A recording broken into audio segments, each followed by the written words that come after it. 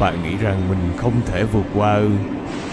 Những điều đó chẳng là gì so với thử thách mà tổ tiên của chúng ta đã đương đầu. Họ chống lại phong kiến phương Bắc, thực dân đế quốc phương Tây. Đó đều là những cuộc chiến tranh tàn khốc nhất trong lịch sử nhân loại.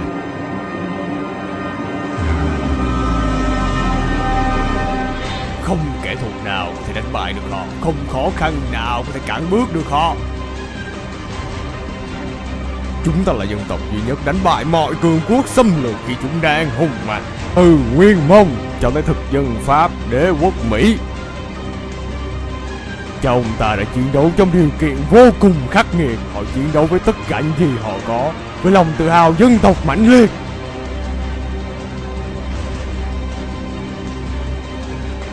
Người này ngã xuống thì người khác xông lên. Họ khiến kẻ thù phải kính sợ.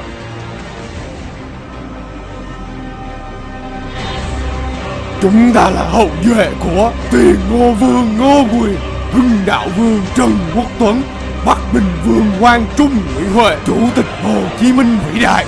Chúng ta thừa hưởng trí tuệ, sức mạnh và tinh thần vô địch từ họ. Họ đã vượt qua mọi thử thách đáng sợ nhất. Họ làm được, tại sao chúng ta không làm được? Bạn cứng rắn, bạn là chiến binh. Mỗi người Việt Nam của chúng ta đều là chiến binh. Hãy tự hào về nguồn gốc của mình. Bạn sẽ thấy khí huyết bốc lên đầu. Bạn sẽ thấy mình trở nên mạnh mẽ.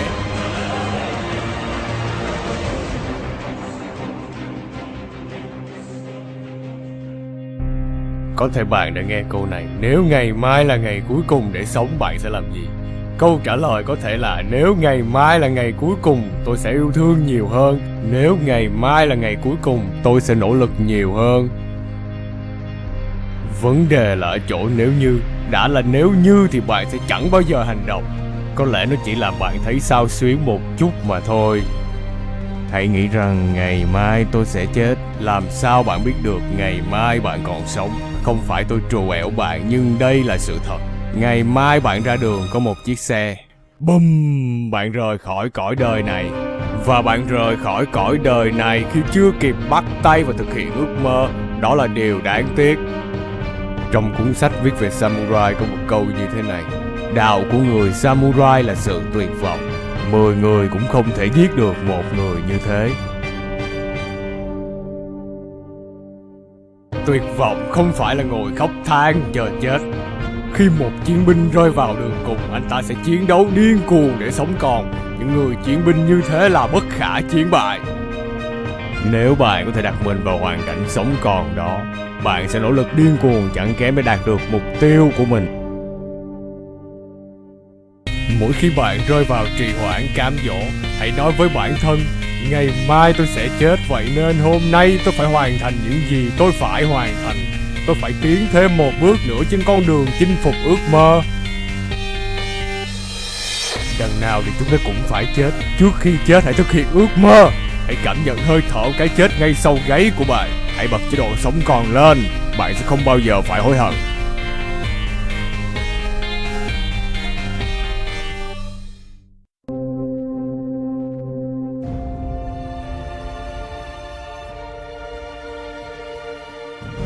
Chiến tranh thì không dễ dàng. Đó là nơi những chàng trai trở thành đàn ông, là nơi anh hùng được tạo ra.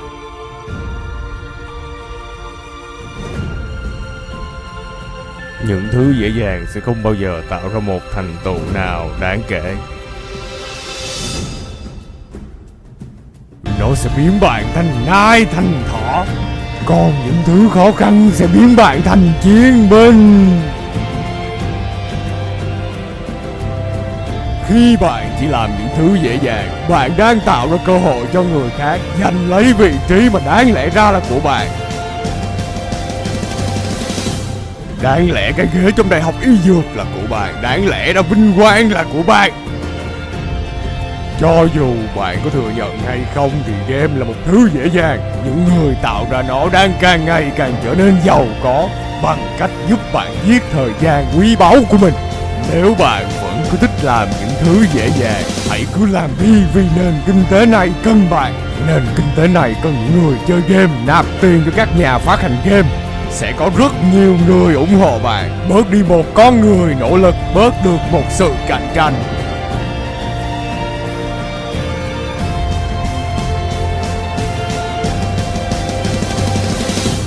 Và nền kinh tế này, đất nước này cần những con người nỗ lực, sẵn sàng hy sinh những thú vui thông thường. Chúng ta cần bác sĩ, nghệ sĩ, chúng ta cần kỹ sư, nhà thiết kế, chúng ta cần cầu thủ, doanh nhân, nhà lãnh đạo, chúng ta cần những chiến binh.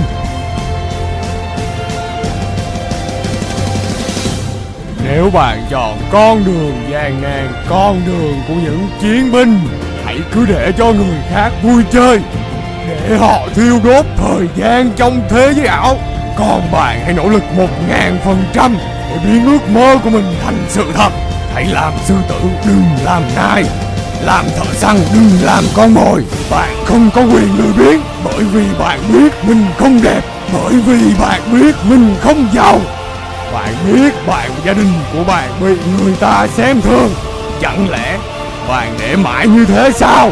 Chẳng lẽ bạn muốn mình mãi là kẻ thua cuộc sao?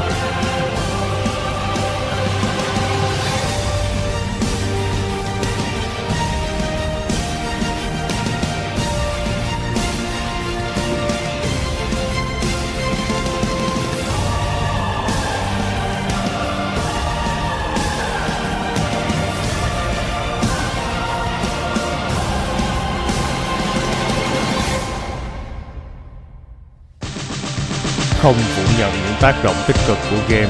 Chơi hay không chơi, chơi nhiều hay chơi ít là sự lựa chọn. Cuối cùng bạn hãy trở thành người lập trình game, người phát hành game, người làm tạp chí game, còn game cứ để cho người khác chơi. Không quan trọng bạn bao nhiêu tuổi, nếu bạn có thể hiểu về sự sống và cái chết như những người lính, bạn sẽ trưởng thành hơn rất nhiều. Bạn suy nghĩ về cái chết nhưng đừng để nó ám ảnh tới mức sợ hãi hay làm những thứ liều lĩnh như đua xe. Đó không phải là ý nghĩa của tâm lý học chiến tranh. Trong quá khứ, khi tất cả người Việt Nam chiến đấu vì độc lập tự do, thì độc lập tự do phải thành hiện thực. Tương tự nếu chúng ta chiến đấu hết mình vì sự giàu mạnh của Tổ quốc, thì sự giàu mạnh này phải thành hiện thực. Dẫu biết là còn nhiều tiêu cực và yếu kém, nhưng không vì thế mà chúng ta bỏ cuộc. Hãy khao khát sự giàu mạnh ấy như là tổ tiên của chúng ta đã khao khát độc lập tự do. Vì nó khó nên sẽ cần những con người cứng rắn. Hãy thực hiện ước mơ của mình và trở thành một phần của sự nghiệp vĩ đại đó. Tôi là Nguyễn Viết Vũ, cảm ơn bạn đã xem video. Nếu bạn thấy hay thì hãy like, subscribe và ghé thăm Facebook, website của Quyết Tâm Mạnh nhé.